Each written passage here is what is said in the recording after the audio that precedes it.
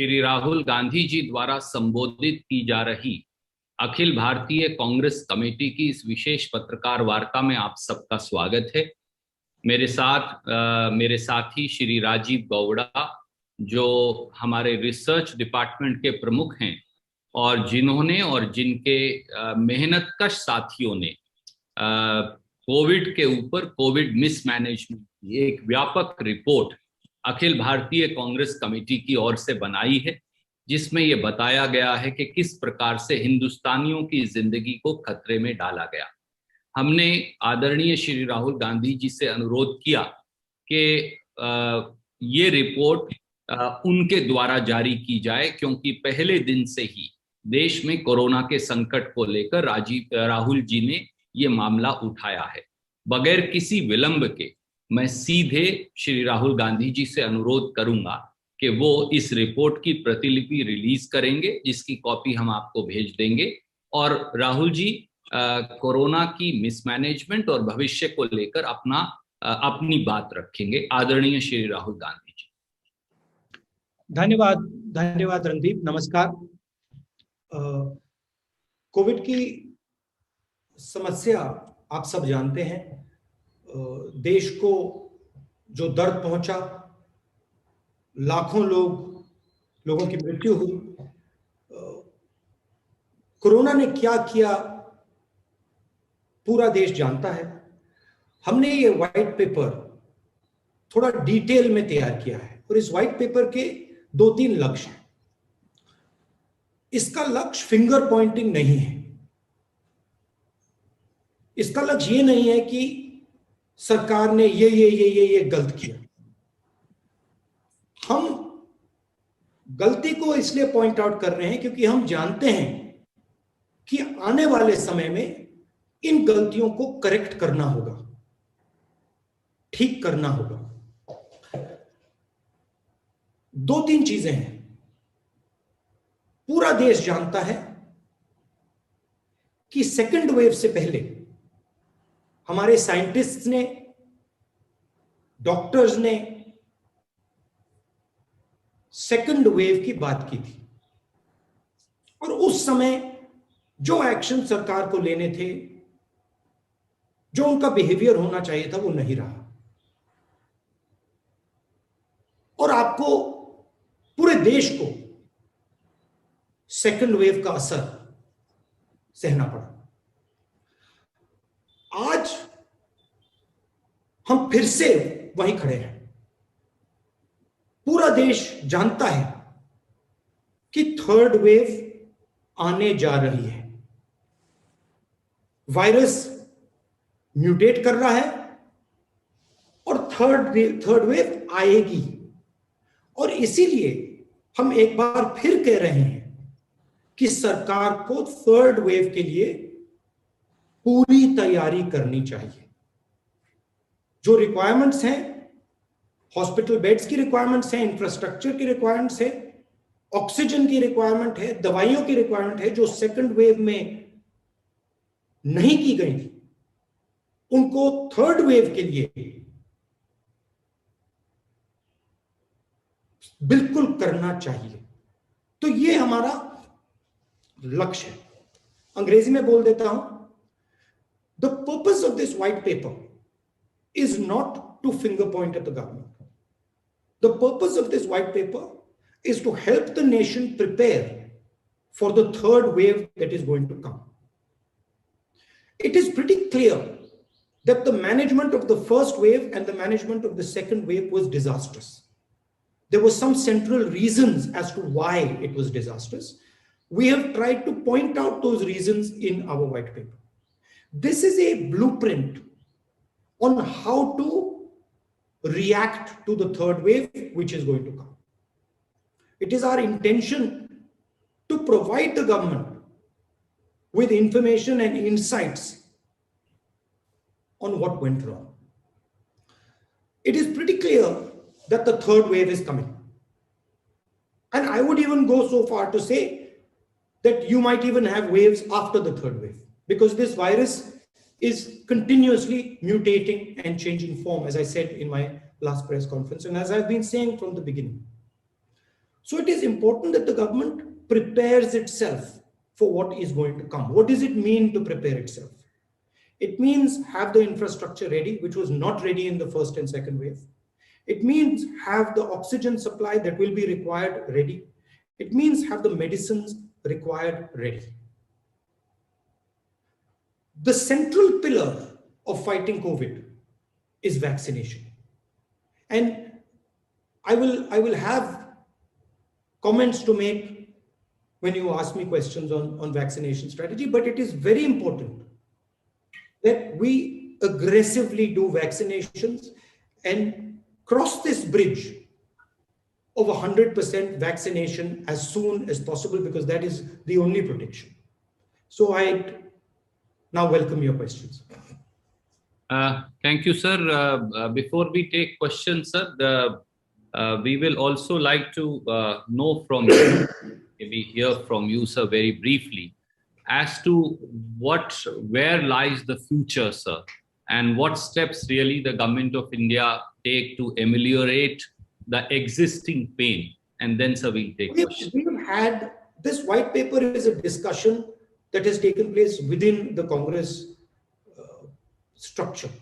And we've had discussions with the experts, and we have basically developed 4 pillars. One pillar, of course, is the idea of understanding exactly what went wrong, which is the foundation of the white paper. And our suggestion there is to have a commission that looks into some of the shortcomings so we can correct them. Second pillar, as I've already said, is preparation for the third wave, which includes developing the critical infrastructure, which includes oxygen, which includes these other elements. Third pillar, again, that we've been repeating again and again and again, is the idea of an economic assistance package. COVID is not just a biological phenomenon. It is also an economic and social phenomenon. And that is why we have to make sure that the poorest people, the weakest people, small and medium businesses are provided the support that they need to get through it. And the fourth and final element is a COVID compensation fund, where we give money to people who have lost loved ones, where we commit to them support of the Indian nation and say that, look, we stand with you in this difficult time. Randeep ji, मैं हिंदी में भी बोल देता हूँ. White paper का लक्ष्य एक प्रकार से रास्ता दिखाने का है. हमने 4 मेन पॉइंट्स निकाले. पहला पॉइंट जो मैंने बोला, जो तीसरी वेव आने वाली है उसकी तैयारी, oxygen, hospital beds, critical infrastructure, दवाइयां, इन चीजों का आज प्रिपरेशन, कि जब थर्ड वेव आए हिंदुस्तान के हर शहर में अस्पताल, गांव में जो सपोर्ट की जरूरत है वो सब तैयार मिले. जिन लोगों को ऑक्सीजन की जरूरत हो उनको आसानी से ऑक्सीजन मिल जाए, और बिना कोई कारण डेथ ना हो. जो नीडलेस डेथ है, जो एक प्रकार से लाखों लोग नीडलेस ही मरे हैं सेकेंड वेव में, वो फिर से ना हो. दूसरा पॉइंट, कोविड सिर्फ बायोलॉजिकल बीमारी नहीं है, कोविड इकोनॉमिक सोशल बीमारी है. और इसलिए हमने सरकार को सबसे गरीब लोगों को, छोटे बिजनेसेस को, मिडिल साइज बिजनेसेस को आर्थिक सहायता देने की जरूरत है. हमने एक न्याय का कॉन्सेप्ट दिया है. अगर नाम प्रधानमंत्री को अच्छा नहीं लगे उसका नाम बदल दें, बट बेसिक कॉन्सेप्ट कि गरीबों के जेब में, गरीबों के घर में हम डायरेक्ट फंड्स पहुंचाएं. और चौथा जो हमारा पिलर है कि एक कोविड कॉम्पनसेशन फंड बनाया जाए. जिन परिवारों के घर में जो ब्रेड अर्नर्स हैं उनकी मृत्यु हुई है, उनका कॉम्पनसेशन दिया जाए, उनको डायरेक्ट कोविड फंड से उनको सहायता दी जाए। तो ये हमारे 4 पॉइंट्स हैं। Thank you, sir. We'll start questions one by one. Please keep raising your hands. I can see, and then we'll keep going to each one of you. Can we start with the PTI, Mr. Sanjeev? Thank you, Radip ji. Namaskar, Rahul ji. Namaskar. Rahul ji, experts are saying that the third wave of coronavirus infections is likely to hit India by October. And there have been record 84 lakh vaccinations yesterday. But some opposition states are still starving for the vaccine. Do you think the government has the wherewithal to sustain this current pace of vaccination that has started yesterday, considering that only 5% of the adult population of the country is vaccinated currently, leaving millions vulnerable to infections and deaths? And I would also like to add, since it is a very active political it's a day of hectic political activity in the capital. Mr. Sharad Pawar has convened a meeting of a number of opposition leaders and people. So I would just like if you could react on that also. My request. Okay, on the political aspect, my intention here is to bring focus on COVID. My intention here is to point clearly in the direction of where we think the government should act on COVID. And so I'm not going to distract you or myself by getting into, what is going on in the politics and what is going on here and there. There is a time and place for that discussion, and I'm happy to talk to you at that time. With regards to vaccination, vaccination is really the only answer that we have to COVID. It is the central pillar of our strategy. Yes, good work has happened yesterday, but this is not a series of events. This is a process. And we have a humongous task in front of us. We have to diligently do this task. We have to make sure that this task is done. The government has to do that. And it has to make this process work not just on one day, but every day until we have vaccinated our whole population.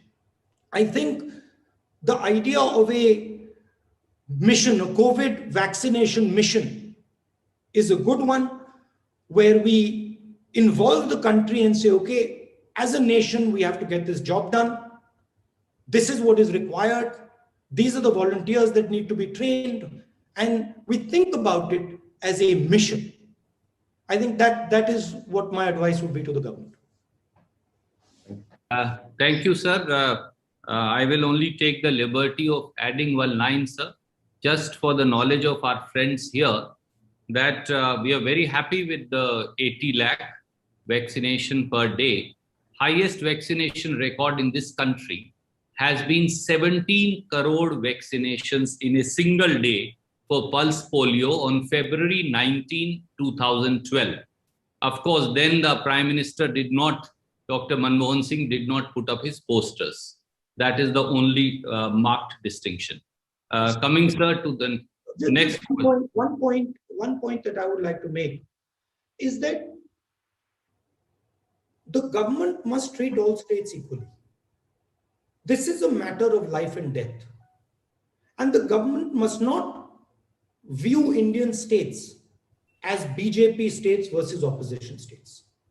All states must be viewed in the same light. All states must be provided with the same assistance. All states must be provided with the same quantity of vaccinations that are required. And so that it is very important that bias does not come in. And there's a reason for it. Because vaccination for 70% of the population or 50% of the population is not going to solve our problem. Because the virus will mutate. So we have to vaccinate everybody as fast as possible, so that we reach a level of vaccination where the virus can no longer mutate. So this idea that there are some BJP states and there are some Congress states and we have to prove that BJP states are vaccinating better, which is embedded in the way the government is acting, is not a good idea. It's a dangerous idea for the country. Thank you, sir. May I go to the second agency, ANI, Mr. Siddharth? Will you please come in and ask your question? नमस्कार sir. Sir मेरा सवाल ये है कि आप एक positive note पे white paper लेके आए हैं, तो कांग्रेस इस व्हाइट पेपर को क्या सरकार को भी प्रेजेंट करेगी और किस तरीके से आप सरकार के सामने फॉर्मली प्रेस कॉन्फ्रेंस के अलावा रखेंगे? दूसरी बात ये कि जब आप कह रहे हैं कि एक कॉमन स्ट्रैटेजी होनी चाहिए, यूनाइटेड स्ट्रैटेजी होनी चाहिए, तो क्या प्राइम मिनिस्टर को ऑल पार्टी मीटिंग भी बुलानी चाहिए? क्योंकि अब 2 वेव देख चुका है देश, तीसरी वेव की बात भी हो रही है, तो आप इस पे आपकी जानकारी, आपका व्यू जानना चाहूंगा। और दूसरा ये कि कुछ वैक्सीन को लेके भी जो है कांग्रेस पे आरोप लगता है कि मिसकम्युनिकेशन फैला रहे हैं, कोवैक्सीन को लेके कुछ लीडर्स जो हैं कांग्रेस के वो भ्रम फैलाते हैं। इस पर आपकी प्रतिक्रिया क्या है? देखिए, हमने पहले ही कहा था कि कोरोना से लड़ना है तो डिसेंट्रलाइज तरीके से लड़ना होगा। प्रधानमंत्री की जगह है, चीफ मिनिस्टर की जगह है, डीएम की जगह है, नागरिक की जगह है। सबको एक साथ मिलकर अपनी रिस्पॉन्सिबिलिटी, अपनी जिम्मेदारी पूरी करनी पड़ेगी, तब कोविड से हम लड़ पाएंगे। तो हमारा जो व्हाइट पेपर है, उसका लक्ष्य जो पिछले साल में हुआ है, जो गलतियां हुई हैं और गलतियां हुई हैं, उनको सामने रखने का है। अब वो सरकार के लिए इनपुट है। अगर सरकार व्हाइट पेपर को पढ़ेगी और इनपुट को लेगी तो सरकार को फायदा होगा। मगर मेरा मेन पॉइंट यह है कि कांग्रेस पार्टी के पास, बाकी ऑपोजिशन के पास, एक्सपर्ट्स के पास, डॉक्टर्स के पास, साइंटिस्ट के पास इंफॉर्मेशन है, समझ है, अंडरस्टैंडिंग है।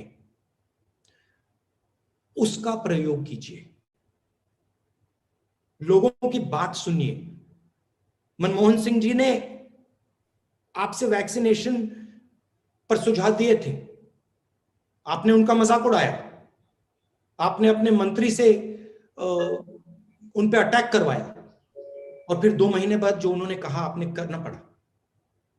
जो हमने पहले आपसे कहा था कि सेंट्रलाइज तरीके से आप नहीं कर सकते हो, आपने मजाक उड़ाया, फिर 2-3 महीने बाद आपने उस बात को एक्सेप्ट किया।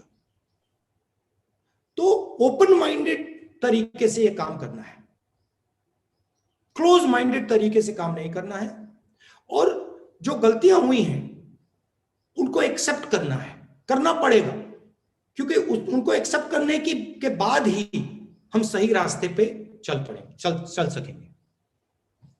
Thank you, sir. Siddharth, I will go to the supplementary later because there are many friends and there is limited time. I will, if possible, then I'll come back to you. Can we go to IANS, another news agency, Mr. Saeed?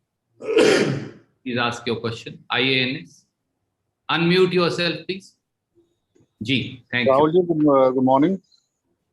Good morning.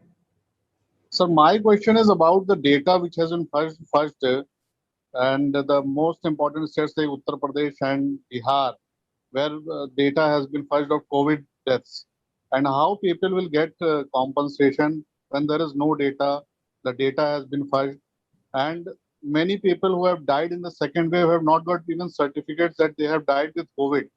So what Congress party has to take action on it? And this is the question which may draw ire of the state governments, and FIR can be also registered against journalists, as you have seen. Look, it is a certainty. There is no doubt that the government is hiding the truth on the number of deaths. There's no question about that. Okay. My estimate, back of the envelope estimate, is in my view, the number of deaths is at least 5 to 6 times what the government is saying. But it is not productive for us to now get into the discussion of,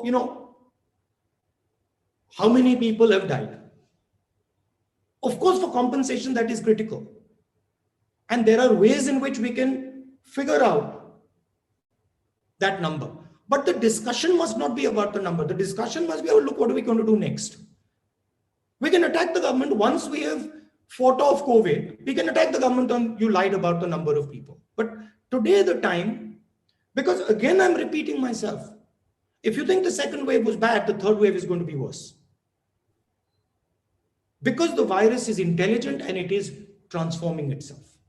So our entire focus has to be on successful vaccination, on making sure that we are not allowing the virus space to regenerate. Thank you, sir. ABP से आशीष, कृपया अपना सवाल पूछें. ABP से आशीष भाई, unmute करें अपने आप. Morning sir. मॉर्निंग. आप सुन पा रहे हैं मुझे? जी सुन पा रहे हैं, पूछिए प्लीज. सर मेरा सवाल ये है कि अभी आपने ऑक्सीजन सिलेंडर्स के प्रिपेयर्डनेस के बारे में जिक्र किया था अपनी जब आप अपना बयान दे रहे थे. सेकेंड वेव की हैंडलिंग को लेकर मैं आपसे पूछना चाहता हूं सर. एक पीटीआई पर इंटरनेशनल बड़े प्रोमिनेंट साइंटिस्ट हैं, उनका भी बयान हमने देखा कि उन्होंने कहा लैक ऑफ प्रिपेयर्डनेस एक बड़ी वजह बनी थी जो कुछ झेला भारत ने. मेरा सवाल आपसे ये कि खुद प्रधानमंत्री सरकार भी कह चुकी थी कि सेकेंड वेव में जब बहुत ज्यादा बड़े मैग्नीट्यूड का ऑक्सीजन क्राइसिस आया तो बहुत अच्छे तरीके से हैंडल किया, टाइमली हैंडल किया. प्रधानमंत्री ने जब नेशन को एड्रेस किया तो प्राइम मिनिस्टर भावुक तक हो गए थे, आंख में उनके आंसू तक आ गए थे. उनके इस अश्योरेंस को आप क्यों नहीं मान रहे राहुल जी? क्योंकि वो कह रहे थे टाइमली ऑक्सीजन के क्राइसिस को हैंडल कर लिया गया था. इसके अलावा राहुल जी, इसके अलावा बस एक सवाल मैं ऐड करना चाहता हूँ अगर आप ले लें तो. आशीष भाई पहले सवाल का जवाब ले लें, क्योंकि दो सवाल अगर हर साथी एक ही बार में पूछेगा तो किसी और का नंबर नहीं आए. पहले आपका महत्वपूर्ण प्रश्न है, राहुल जी को उसका जवाब दें. देखिए, दो तरीकों की कोविड डेथ्स होती हैं. एक कोविड डेथ होती है नीडलेस डेथ, मतलब ये नहीं होनी चाहिए थी, इस व्यक्ति को आसानी से बचाया जा सकता था मगर उसको नहीं बचाया गया. और दूसरी डेथ होती है जिस व्यक्ति के पास बहुत सीरियस कोमोर्बिडिटीज होती हैं, जो बहुत बुजुर्ग होते हैं, जिनको बचाना मुश्किल होता है. हिंदुस्तान में सेकंड वेव में 90% लोग जो मरे हैं नीडलेसली मरे हैं. और मैंने बहुत सारे डॉक्टर्स से बात की है और उनका यूनिवर्सली कहना है कि अगर आप नीडलेस डेथ को देखें, जो लोग जिनको मरना नहीं चाहिए था, जिनको सपोर्ट मिल जाता तो नहीं मरते, उसका सबसे बड़ा कारण ऑक्सीजन लिमिटेशन, कि हम उनको सही टाइम पे ऑक्सीजन नहीं दे पाए. मैं बहुत सारे लोगों को जानता हूं जिनके परिवार में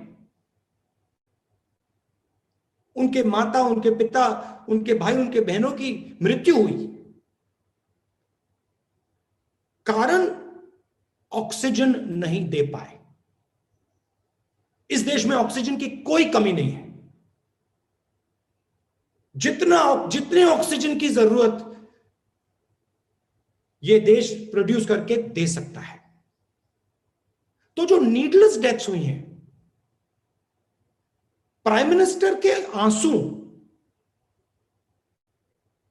उन परिवारों के आंसू को नहीं मिटा पाएंगे. वो सब परिवार जानते हैं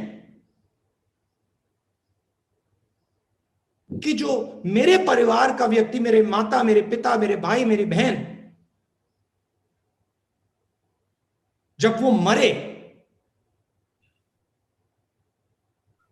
वहां प्रधानमंत्री नहीं थे. प्रधानमंत्री के आंसू ने उनको नहीं बचाया, मगर ऑक्सीजन जरूर बचा सकता था. और प्रधानमंत्री ने इस बात को सीरियसली नहीं लिया। चुनाव लड़ रहे थे, बंगाल में चुनाव लड़ रहे थे और उनका फोकस दूसरी ओर था। तो ये तो पूरा देश जानता है। Thank you sir. News nation से मोहित दुबे। मोहित जी अपना सवाल पूछिए। राहुल जी नमस्कार, मोहित दुबे बोल रहा हूँ। नमस्कार जी राहुल जी, महा वैक्सीनेशन 21 जून से केंद्र सरकार ने शुरू किया और इस वैक्सीनेशन को लेकर केंद्र सरकार अपनी पीठ थपथपा रही है। केंद्र सरकार ये कह रही है कि हमने बहुत शानदार वैक्सीनेशन किया है, लेकिन इसी बीच यूजीसी ने जो है सभी जो शिक्षण संस्थान है उनको फरमान जारी कर दिया और ये कह दिया कि आप फ्री वैक्सीनेशन के मद्देनजर प्रधानमंत्री नरेंद्र मोदी की फोटो चिपकाइए, बैनर लगाइए, पोस्टर लगाइए। आपको नहीं लगता है कि वैक्सीनेशन की प्रक्रिया कम, मार्केटिंग ज्यादा हो रही है? और प्रधानमंत्री केंद्र सरकार को राहुल गांधी जी का क्या सुझाव होगा ताकि वैक्सीनेशन को सही रूप से, सही ढंग से पूरे देश में लागू किया जा सके? देखिए, एक बात मैं आपको बताता हूं, शायद हिंदुस्तान एक ही ऐसा देश है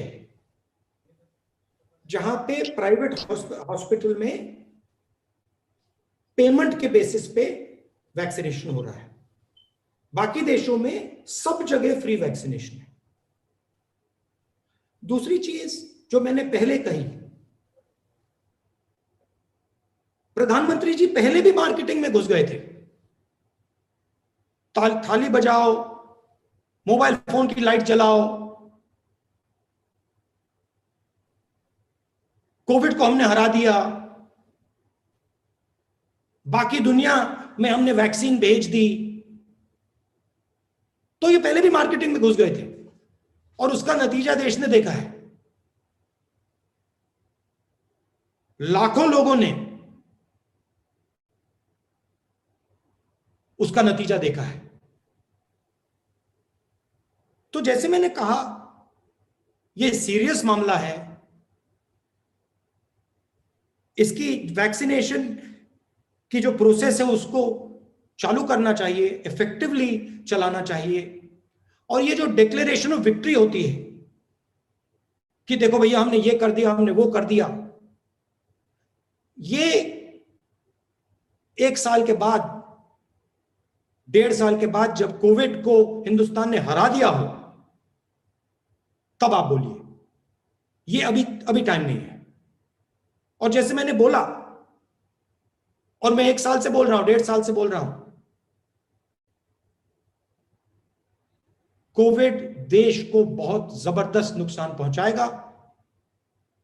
फर्स्ट वेव के पहले मैंने बोला, सेकंड वेव के पहले मैंने बोला, थर्ड वेव के पहले मैं बोल रहा हूं। और पूरी तैयारी आज शुरू हो जानी चाहिए। Thank you, sir. I know there is limited time. We'll take 1 or 2 questions more. News 24 से श्री रमन जी from News 24, आप अपना प्रश्न पूछिए। राहुल जी, मैं ये सवाल पूछना चाह रहा हूं कि कोविड के बारे में जो आपकी राय लगातार समय से पहले आती रही है, सरकार ने उसे बाद में एक्सेप्ट किया। वैक्सीनेशन को लेकर जो भारत में कोवैक्सीन और कोविशील्ड 2 वैक्सीन यहाँ पे दिया जाता है, लेकिन कोविशील्ड में अचानक ड्यूरेशन जो है पहले और दूसरे वैक्सीन का वो 88 दिन कर दिया गया, जिसका लॉजिक किसी को समझ में नहीं आता और इसके बारे में राइटर्स तक में खबर छपी है और जो एक्सपर्ट हैं उनकी भी राय अलग है। आपको लगता है कि इस वैक्सीन के बारे में भारत के लोगों में एक भ्रम की स्थिति पैदा हो गई है कि भारत के वैक्सीन का इस्तेमाल वो करें या रूस की स्पुतनिक का इस्तेमाल करें, फाइजर का इस्तेमाल करें, जो कि अब सरकार धीरे धीरे परमिशन दे रही है? देखिए, जैसे मैंने बोला, वैक्सीनेशन ही इसका एक सॉल्यूशन है और कोई सॉल्यूशन ही नहीं है। और कोई बाकी टैक्टिक्स हैं बट सेंट्रल सॉल्यूशन नहीं है। जो भी वैक्सीन रिलायबल हो, इफेक्टिव हो, जिसके साइड इफेक्ट्स ना हो, जितनी भी वैक्सीन को एम्प्लॉय किया जा सकता है, अप्लाई किया जा सकता है, उनको करना चाहिए। मेरी ये राय है। मेरी राय है कि वॉर फुटिंग पे वैक्सीनेशन मिशन के बेसिस पे करना चाहिए और तेजी से करना चाहिए। अब ये वैक्सीन चल रही है, वो वैक्सीन चल रही है, इन चीजों को टेस्ट किया जा सकता है, साइंटिफिकली टेस्ट करके इन चीजों पे डिसीजन लिया जा सकता है। मैं मतलब एक्सपर्ट नहीं हूं, मैंने इन वैक्सीन की एनालिसिस नहीं की है, मगर बहुत सारे लोग हैं जिन्होंने की है, तो उनकी इंफॉर्मेशन के बेसिस पे ये काम आसानी से किया जा सकता है। आपने कहा कि देखिए आप 1 साल से कोविड के बारे में बोल रहे हैं, मैं 1 साल से कोविड के बारे में सिर्फ नहीं बोल रहा हूं, बहुत सारे लोग बोल रहे हैं, मैंने उनकी आवाज उठाई थी, जो साइंटिफिक कम्युनिटी में लोग थे, जो डॉक्टर्स थे, जो स्पेशलिस्ट थे, उनकी आवाज उठाई। वो मुझे बता रहे थे कि भैया बहुत बड़ी प्रॉब्लम आने वाली है, मैंने उनकी बात उठाई और उनकी बात को मैंने एम्पलीफाई किया। प्रॉब्लम यह है कि सरकार उनकी बात नहीं सुन रही है, सरकार साइंटिफिकली एक्शन नहीं ले रही है। अब जो आपने कहा वैक्सीन को डिले करने का, ऑब्वियस कारण है, पॉलिटिकल कारण है कि वैक्सीनेशन की कमी है तो डिले करो, बट उससे सोल्यूशन नहीं मिलेगा, क्योंकि वायरस ये नहीं समझता कि भैया आपने 2 महीने बाद किया या 3 महीने बाद किया या 4 महीने बाद किया, वो आपको इन्फेक्ट करेगा। अगर उसको रास्ता मिलेगा वो इन्फेक्ट करेगा। तो प्रधानमंत्री को यह समझना है कि यह पॉलिटिकल लड़ाई नहीं है, इस लड़ाई में पूरा हिंदुस्तान उनके साथ खड़ा है। यह वायरस के खिलाफ लड़ाई है और पूरे हिंदुस्तान की शक्ति को प्रधानमंत्री इस्तेमाल करनी चाहिए। Thank you sir. Raman ji, Rahul ji ने, कांग्रेस पार्टी ने कई बार कहा है जितने वैक्सीन हो सके लेकर आइए। भारत बायोटेक का वैक्सीन सही है, सीरम का सही है, अगर सरकार कह रही दोनों सही है तो सही है। स्पुतनिक लेकर आए तो स्पुतनिक भी सही है। और जैसा राहुल जी ने कहा जितने वैक्सीन उपलब्ध हो सकते हैं वो सब उपलब्ध करवाइए देश के लोगों को। अगला सवाल सर, आज तक इंडिया टुडे। एक और बात, इसको आप डायनामिकली टेस्ट करो, इसको आप डायनामिकली टेस्ट करो। अगर आपको लग रहा है कि इस वैक्सीन से रिजल्ट अच्छा नहीं आ रहा है तो उसको चेंज करो। तो स्ट्रेटेजी रिस्पॉन्सिव होनी चाहिए, स्ट्रेटेजी डायनामिक होनी चाहिए। अगर कोई गलती की उसको करेक्ट करो, अगर कुछ अच्छी तरह से सक्सेस मिल रहा है तो उस पे और फोकस करो। तो डायनामिक नेचर की स्ट्रेटेजी होनी चाहिए। Thank you sir. आज तक इंडिया टुडे से आनंद जी अपना प्रश्न पूछिए। Hello, Raulji.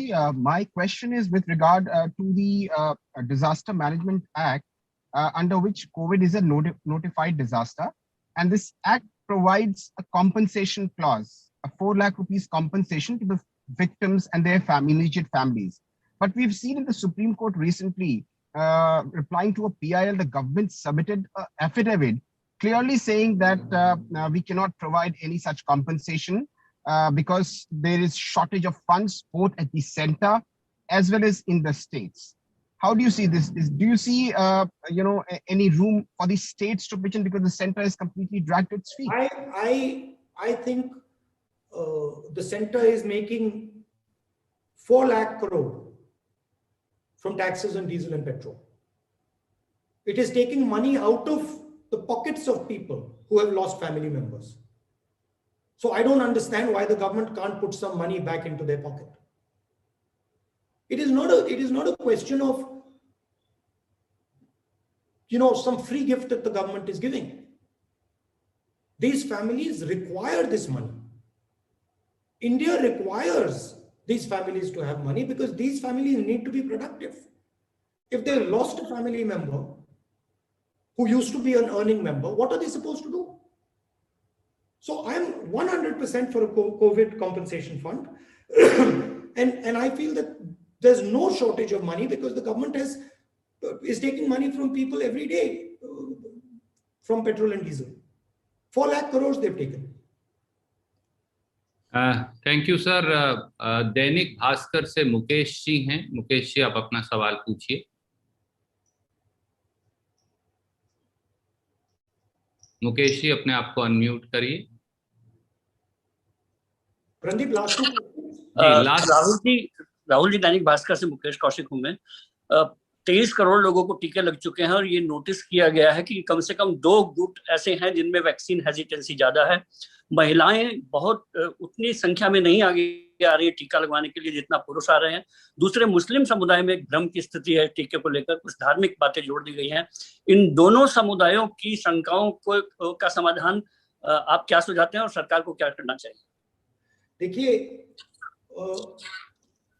Vaccination is a must, और ऐसे बहुत सारे लोग होंगे जिनको वैक्सीनेशन के बारे में सही इंफॉर्मेशन नहीं होगा, जिनको वैक्सीनेशन से डर होगा, डिस्कम्फर्ट होगा, मगर उसको बहुत आसानी से करेक्ट किया जा सकता है अगर आप सही इंफॉर्मेशन दें, अगर आप क्लैरिटी से बात करें, अगर आप क्लैरिटी से समझाएं कि वैक्सीनेशन क्या कर सकता है, क्या करता है और कोविड से क्या हो सकता है, तो मुझे नहीं लगता कि लोग रिफ्यूज करेंगे।